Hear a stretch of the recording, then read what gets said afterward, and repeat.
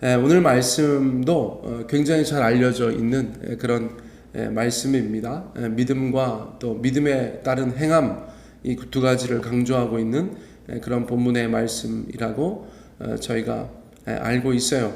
자, 14절 말씀 제가 다시 한번 읽겠습니다. 내 형제들아, 만일 사람이 믿음이 있노라 하고 행함이 없으면 무슨 유익이 있으리요?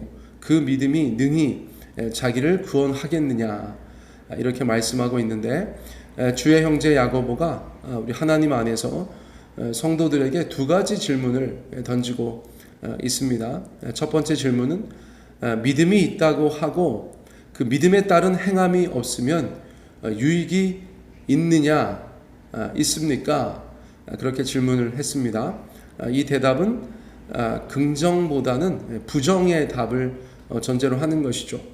유익이 없습니다. 그런 답을 요구하는 것입니다. 또 두 번째 질문은 뭐냐면, 그 믿음, 다시 말해서 행함이 없는 믿음으로 구원을 받을 수 있습니까?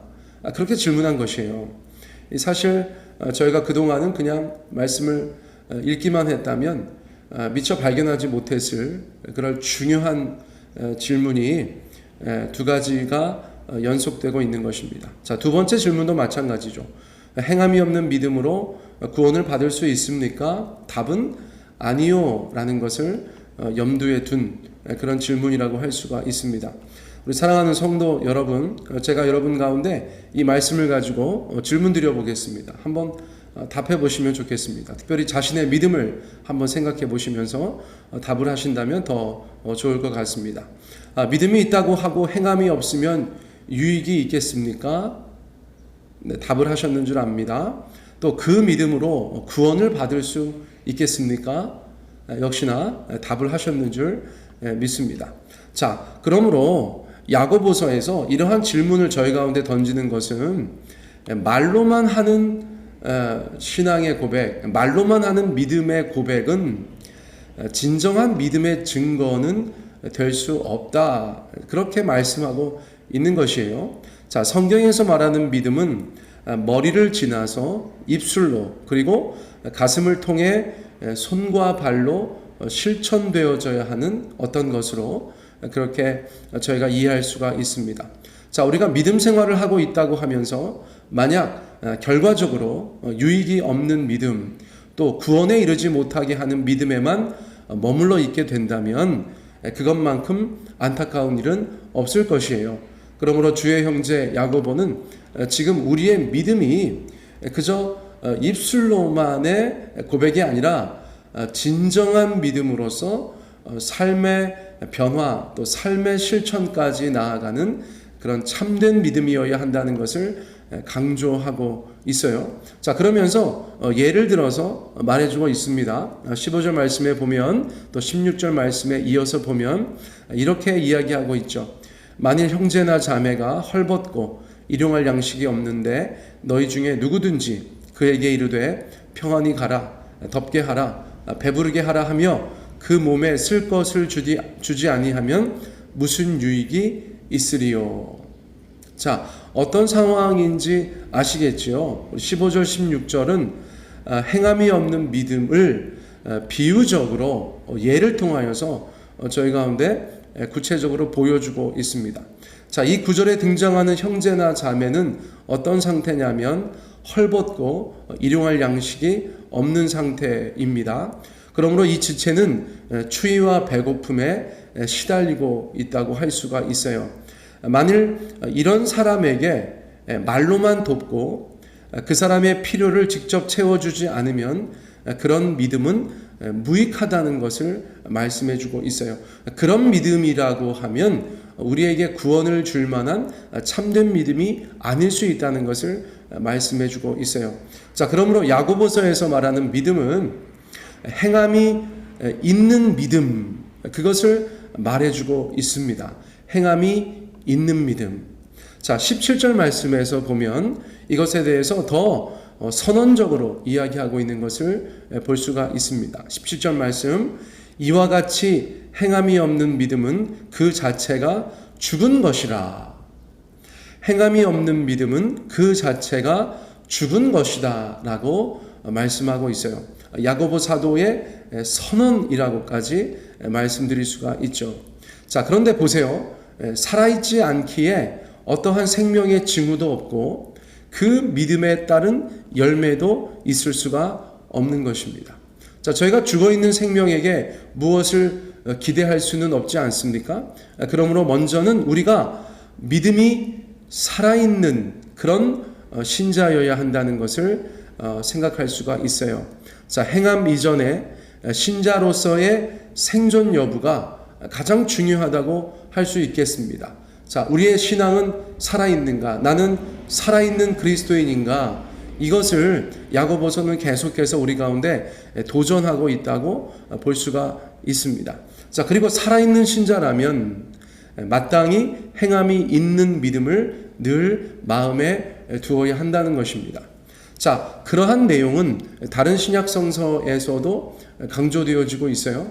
저희가 잘 알고 있는 바 요한일서 3장 18절 이하, 자녀들아 우리가 말과 혀로만 사랑하지 말고 행함과 진실함으로 하자. 이로써 우리가 진리에 속한 줄을 알고. 자, 이 말씀 잘 들어보셨어요?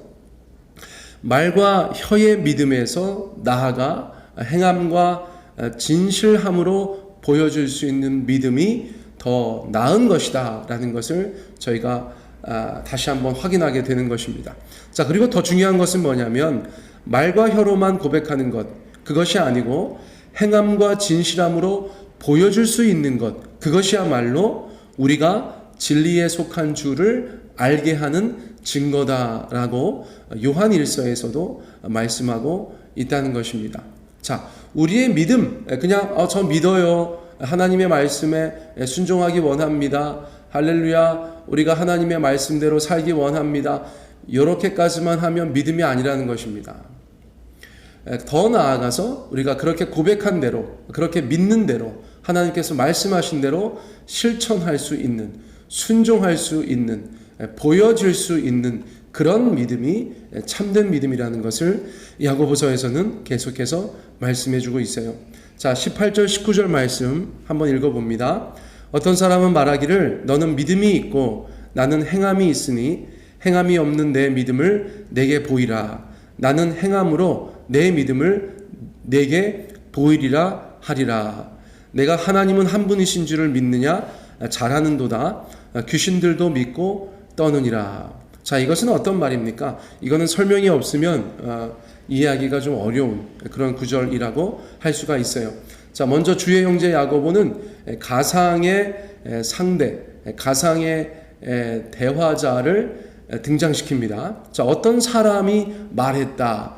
그 사람은 진짜 실존 인물이 아닐 수도 있어요. 원래 신약성서 시대에는 그런 형태의 화법을 자주 사용했습니다. 자, 야고보 사도는 가상의 상대와 대화를 시도하는데 그 어떤 사람이 뭐라고 말합니까? 자, 쉽게 풀어서 말씀드리면 자기는 믿음이 있고 야고보는 행함이 있다고 하는 것입니다. 나는 믿음이 있습니다. 야고보 당신은 행함이 있죠. 자, 그러자 야고보가 뭐라고 말하냐면 행함이 없는 그 사람에게 오히려 믿음을 보여달라고 요청하는 것입니다. 입술로만 하는 믿음 말고, 말로만 하는 믿음 말고 당신의 믿음을 나에게 보여주십시오 라고 요청한다는 것입니다. 그리고 거기서 머물지 않고 더 나아가서 야고보는 아주 자신 있게 나는 당신에게 행함으로 나의 믿음을 보여주겠노라고 그렇게 말한다는 것이죠. 자, 이것에 대해서 18절의 내용을 저희가 그렇게 이해하지 않으면 조금 난해한 구절, 한국말로는 좀 난해한 구절이기 때문에 제가 말씀을 드렸어요. 자, 계속해서 반복되는 것입니다. 어떤 사람이 나는 믿음이 있습니다. 당신은 행함이 있죠. 그러면 야고보는 그런 것은 성립하지 않습니다. 당신이 믿음이 있다는 것을 말로만 하지 말고 내게 보여주십시오라고 요청하고 당신은, 야고보 사도 당신은 떳떳하게 자신의 믿음을 보여주겠노라고 그렇게 말하고 있는 것입니다. 그리고 나서 19절에서 조금은 충격적인 말씀을 하죠. 무엇입니까? 네가 하나님은 한 분이신 줄을 믿느냐? 잘하는도다. 귀신들도 믿고 떠느니라. 자, 그 가상의 대화자에게 당신은 하나님이 한 분이신 줄을 믿습니까? 자, 어떤 대답이 돌아왔을까요? 아멘. 저는 하나님이 한 분이신 것을 믿습니다. 그렇게 대답하니까 야고보가 뭐라고 답합니까? 아이고, 잘하셨습니다. 잘하셨어요. 그런데 뭐라고 얘기합니까? 귀신들도 믿고 떱니다. 귀신들도 믿고 떱니다. 자, 여기서 등장한 귀신은 어떤 존재로서 역할을 하고 있을까요? 네. 귀신은 하나님께서 한 분이신 것을 지적으로 동의하는 존재로 나타나는 것입니다. 지적으로 동의하는 존재. 또 하나님의 존재를 입술로 인정하는 존재로 등장하는 것이에요. 그렇지만 귀신은 그렇게 말하고 그렇게 고백한다고 해서 그의 삶 속에서 하나님에 대한, 예수님에 대한, 성령님에 대한 자신의 믿음을 보여줄 수는 없는 존재로 등장하고 있는 것입니다. 사실 굉장히 도전적인 그런 말이라고 저희가 볼 수 있어요. 지적인 동의, 머리에만 머무는 동의, 말로만 고백되어지는 믿음, 그것이 얼마나 미완의 믿음인가, 완성되지 못한 믿음인가라는 것을 주의 형제 야고보는 심지어 귀신을 통해서 우리 가운데 말해주고 있다는 것입니다. 자, 우리가 그래서 만약에 그저 입술로만, 말로만, 제가 조금 표현을 노골적으로 하면 그렇게 입술로만 나불나불 그렇게 고백하는 믿음이 도대체 무엇이냐 하는 것이죠. 자, 그러면 어떤 분들께서는 아니 믿음으로 구원받는다면서요, 입술로 시인하여서 구원받는다면서요, 그렇게 말씀하실 수 있어요. 그것은 저희가 내일 본문에서 더 구체적으로 다루게 됩니다. 그 두 가지는 전혀 충돌하지 않는 것이에요. 성경에서 말하는 믿음, 그 믿음이 무엇이냐? 우리의 믿음이 참된 믿음이어야 할 텐데 참된 믿음이 무엇이냐? 그것을 우리가 이야기하고 있다고 볼 때 참된 믿음이라는 것은 보여지는 믿음이다.